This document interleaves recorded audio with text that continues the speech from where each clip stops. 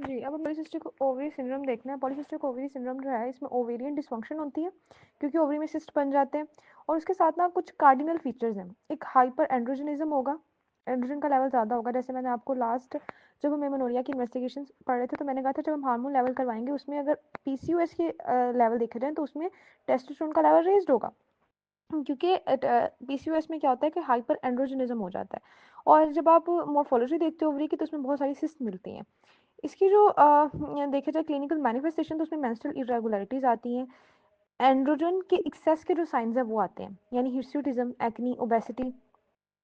LH के level आपको elevated मिलते हैं और हाइपर एंड्रोजनिज्म मिलता है। एंड्रोजन्स के लेवल भी ब्लड में ज़्यादा मिलते हैं। इंसुलिन रेजिस्टेंस होती है और इसका जो है ना वो टाइप 2 डायबिटीज़ के साथ और कार्डियोवास्कुलर इवेंट के साथ भी एसोसिएशन है, उसका रिस्क इंक्रीज करवा देता है। उसने बताया हुआ है कि ओलिगोमेनोरिया, एमेनोरिया जो है वो 75% पेशेंट में होगा, बाकी सब फर्टिलिटी भी 75% वुमेन में होगी। तो यूजुअली वुमेन सब फर्टिलिटी के साथ प्रेजेंट कर रही होती हैं या एमेनोरिया के साथ प्रेजेंट कर रही होती हैं। इसके अलावा हिर्सुटिज्म, ओबेसिटी, अकेंथोसिस नाइग्रिकन। अब ये क्या होता है, इसमें ना स्किन पिगमेंटेशन हो जाती है, वेलवेटी स्किन पिगमेंटेशन एक्जिला में या फ्लेक्सर्स में। और बाजू का जो है ना वो पीसीओएस एसिम्प्टोमेटिक भी हो सकता है, लेकिन जो फीमेल्स प्रेजेंट करेंगी वो ज़्यादातर सब फर्टिलिटी के साथ और एमेनोरिया के साथ प्रेजेंट करती हैं या ओलिगोमेनोरिया के साथ। डायग्नोसिस कैसे बनाते हैं, इसके लिए क्राइटेरिया रोटरडम क्राइटेरिया। इसमें यह है कि 2 आउट ऑफ 3 फीचर्स प्रेजेंट होने चाहिए। एक है उसमें एमेनोरिया या ओलिगोमेनोरिया, मतलब दोनों में से एक चीज़ होनी चाहिए। दूसरा आपको हाइपर एड्रोजनिज्म के साइंस मिलने चाहिए। वो क्लिनिकल साइंस भी हो सकते हैं, वो बायोकेमिकल आप इन्वेस्टिगेशन करवा के भी देख सकते हो। क्लिनिकल इसके साइन क्या होंगे, वही हिर्सुटिज्म, एक्नी, ठीक है। और तीसरा जो है वो फीचर है कि पॉलीसिस्टिक ओवरीज नजर आए अल्ट्रासाउंड पे। जब आप अल्ट्रासाउंड करवाते हो ना आपको 8 या 8 से ज़्यादा सब कैप्सूलर फोलिकुलर सिस्ट मिलते हैं और ओवेरियन स्ट्रोमा भी इंक्रीज हो चुका होता है। तो ये जो फाइंडिंग्स है ना ये पीसीओएस का डायग्नोसिस बनाती हैं। इनमें से 2 फीचर्स जरूर प्रेजेंट होने चाहिए। मैनेजमेंट कैसे करनी है, सबसे पहले वो कह रहे हैं कि सीओसीपी देना है पेशेंट को, कंबाइन और कॉन्ट्रासेप्टिव पिल देनी है मेंस्ट्रुएशन को रेगुलेट करने के लिए। साइक्लिक ओरल प्रोजेस्टेरोन भी दिया जा सकता है। फिर ओवुलेशन, क्योंकि सब फर्टिलिटी थी तो ओवुलेशन इंडक्शन के लिए क्लोमिफिन दे सकते हैं। फिर उसे लाइफस्टाइल एडवाइस देनी है, उसका वेट, उसे कहना है अपना वेट कम करे और जो है वो उसे ये चीज़ बतानी है कि उसका डायबिटीज़ का और कार्डियोवास्कुलर रिस्क जो है वो इंक्रीज़ हो चुका है, तो उनके जो रिस्क फैक्टर है उनको कंट्रोल किया जाए। ओवेरियन ड्रिलिंग एक प्रोसीजर है, इसमें क्या करते हैं, क्योंकि हमने देखा था कि जब अल्ट्रासाउंड हम करवाते हैं तो ओवेरियन स्ट्रोमा भी हमें ज़्यादा मिलता है, तो ओवेरियन ड्रिलिंग करके उस स्ट्रोमा के लिए किया जाता है, ठीक है। ताकि थोड़ा जो उसका जो स्ट्रोमा है उसको डिस्ट्रॉय किया जा सके। उसके बाद जो हिर्सुटिज्म के सिम्टम हैं या हाइपर एंड्रोजनिज्म के सिम्टम्स हैं उनके लिए ई फ्लोरनीथिन क्रीम देनी है टॉपिकली अप्लाई करने के लिए, या सिप्रोटिरोन एसीटेट। उसके बाद मेटफॉर्मिन देनी है। मेटफॉर्मिन बहुत अच्छी ड्रग है, ये बहुत सारी ना चीज़ों को ठीक करती है पीसीओएस में। एक तो वेट रिडक्शन के लिए ज़रूरी है, दूसरा ये इंसुलिन की जो रेजिस्टेंस डेवलप हो रही होती है उसके लिए अच्छी है। तीसरा जो है ये कार्डियोवास्कुलर रिस्क फैक्टर को भी कम कर देती है और ये इसके बहुत सारे फायदे हैं। एक्नी को भी ठीक कर देती है, एनावोल्यूशन को भी ठीक कर देती है। तो मेटफॉर्मिन देनी है पेशेंट को। और अगर इन सब थेरेपी से उसको कोई जो है वो फायदा ना हो, फिर आपने उसको जीएनएच एनालॉग देने हैं और साथ low dose hormone replacement therapy देनी है, अगर ये थेरेपीज काम ना करें तो। फिर लास्ट हमारे पास सर्जिकल ट्रीटमेंट बचता है लेजर से या इलेक्ट्रोलिसिस से। तो पीसीओएस के अगर आप क्लिनिकल फीचर्स याद रखेंगे तो आपको इसका मैनेजमेंट भी याद रहेगा कि पेशेंट आपके पास जो है वो एमेनोरिया के साथ आ रहा है तो उसको सीओसीपी दें, सब फर्टिलिटी के साथ आ रहा है तो हमने क्लोमिफिन देनी है, एक्ने के साथ आ रहा है तो उसके लिए ट्रीटमेंट देना है और उसका वेट रिडक्शन लाइफस्टाइल एडवाइस का उसको कहना है, और फिर जो है ना वो मेटफॉर्मिन देनी है, और अगर इन सबसे फर्क ना पड़े तो जीएनएच एनालॉग देने हैं। अब आगे प्री मेंस्ट्रुअल सिंड्रोम आ जाता है। प्री मेंस्ट्रुअल सिंड्रोम क्या होता है कि साइक्लिक जो है ना वो सिम्टम्स आते हैं। अब ये सिम्टम्स सोमैटिक भी हो सकते हैं, साइकोलॉजिकल और इमोशनल भी होते हैं।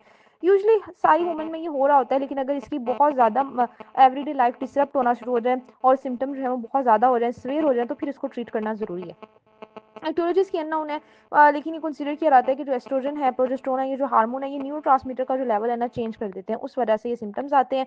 अब हिस्ट्री आपने पेशेंट से हिस्ट्री लेनी है कंप्लीट, और पेशेंट जो है ना वो आपको बता सकता है साइक्लिक वेट गेन का, ब्लोटिंग का, मिस्टेल्जिया का, एब्डोमिनल क्रैम्प्स का, फटीग, हेडेक, डिप्रेशन, इरिटेबिलिटी, ये कॉमन सिम्टम्स है जो बताए जाते हैं। और इसकी जो नेचर है ना वो आपने कंफर्म करना है कि साइक्लिक नेचर है इन सिम्टम्स की, कि हर महीने ये जो है वो मेंस्ट्रुएशन के दिनों से पहले आते हैं या मेंस्ट्रुएशन रुकने, जब मेंस्ट्रुएशन खत्म होती है तब ये सिम्टम डिसअपेयर हो जाते हैं। अगर ये वाला फीचर प्रेजेंट है तो फिर ये जो है ना प्री मेंस्ट्रुअल सिंड्रोम का डायग्नोसिस बनेगा। ये चीज़ होना मस्ट है, ये कॉर्नरस्टोन है कि जो सिम्टम्स है वो साइक्लिक हो और फिर मेंस्ट्रुएशन सीज होने पर सिम्टम खत्म हो जाए। अब इसका मैनेजमेंट के लिए उसने एल्गोरिथम बनाया हुआ है कि अगर mild to moderate premenstrual syndrome है तो पेशेंट को आपने कहना है कि वो अपना लाइफस्टाइल चेंज करे, अपनी न्यूट्रिशन इंप्रूव करे और रेगुलर एक्सरसाइज करे, ठीक है। लेस फैट यूज करे, less sugar, salt, caffeine, alcohol, इन सब का यूज कम करे और स्टार्ची मील ज़्यादा यूज करे, फाइबर्स ले, फ्रूट्स एंड वेजिटेबल्स ले, उसके बाद स्ट्रेस मैनेजमेंट के लिए उसको रिलैक्सेशन टेक्निक्स बतानी है, योगा, मेडिटेशन, ब्रीदिंग टेक्निक्स, ये सारी उसको बतानी है। और उसकी काउंसलिंग, उसकी फैमिली को भी कहना काउंसलिंग करनी है, उसकी फ्रेंड्स की भी काउंसलिंग करनी है कि वो सब उसको सपोर्ट प्रोवाइड करें। उसके अलावा कॉम्प्लीमेंट्री कुछ थेरेपीज हैं, ठीक है, ये अजीब से नाम है, ये आपने याद कर लेने हैं। और विटामिन एंड मिनरल्स देने हैं पेशेंट को, स्पेशली विटामिन B6 देना होता है, मैग्नीशियम और कैल्शियम और विटामिन डी। अगर माइग्रेन हो पेशेंट को तो फिर कैल्शियम और विटामिन डी दिया जाता है। तो ये सारे विटामिन एंड मिनरल्स देने हैं। Stress management, counselling, diet modification. Usually इनसे माइल्ड जो है ना वो प्रीमेंस्ट्रुअल सिंड्रोम ठीक हो जाता है। लेकिन अगर मॉडरेट टू सीवियर हो तब हमें क्या करना है? अब हमें ना उसकी डिप्रेशन, इरिटेबिलिटी के लिए बाकायदा मेडिसिन देनी पड़ेंगी। हमें उसको सीरोटोनिन रीअपटेक इनहिबिटर देना है, एंटी डिप्रेसेंट्स देने हैं। एंटी डिप्रेसेंट वो कंटिन्यूस होल द मंथ भी ले सकती है, और वो जो है सिर्फ ल्यूटियल फेज में भी ले सकती है, जिस हिसाब की उसको सिम्टम है। फ्लोक्सिटीन, साइटोलोपाम या इसेटैलोप्राम, जो भी इसका नाम है, ये जो है ना एंटी डिप्रेसेंट्स उसको देने। कोग्निटिव बिहेवियर थेरेपी आपने करनी है उसकी। उसके अलावा उसको जो है वो साइकिल को सप्रेस, क्योंकि उसको सिम्टम्स क्यों आ रहे हैं, साइकिल की वजह से आ रहे हैं ना मेंस्ट्रुअल साइकिल, उस साइकिल को सप्रेस कर सकते हैं। और कॉन्ट्रासेप्टिव पिल देकर, या ट्रांसडर्मल एस्ट्राडियोल देकर, या प्रोजेस्ट्रोजेनिक ओपोजिशन, मतलब किसी भी तरह से साइकिल को सप्रेस किया जा सकता है। अगर स्टिल जो है वो सिम्टम परसिस्ट करें और कोई भी थेरेपी काम ना करे, परसिस्टेंट इफेक्ट आ रहे हो, तो फिर जो है ना वो GnRH एनालॉग हमारे पास आ जाते हैं। जैसे हमने PCOS में भी कहा था कि जब कोई थेरेपी एक्ट ना करे तो आप GnRH एनालॉग देते हो, यहाँ पर भी वही है कि GnRH एनालॉग और हार्मोन रिप्लेसमेंट थेरेपी। और अगर इनसे भी कोई रिस्पॉन्स ना आए तो फिर सर्जरी करनी होती है, हिस्टेक्टमी कर देते हैं, उसकी यूट्रस निकाल देते हैं, और बायलेटरल सल्पिंजो ओफ्रेक्टमी कर देते हैं, ठीक है। और जो है वो ईस्ट्राडायोल और टेस्टोस्टेरोन हार्मोन रिप्लेसमेंट थेरेपी भी पेशेंट को देनी पड़ती है, क्योंकि हमने उसका ओवरी और यूट्रस निकाल दी, फिर उसको life long hormone replacement therapy देनी पड़ती है, ठीक है।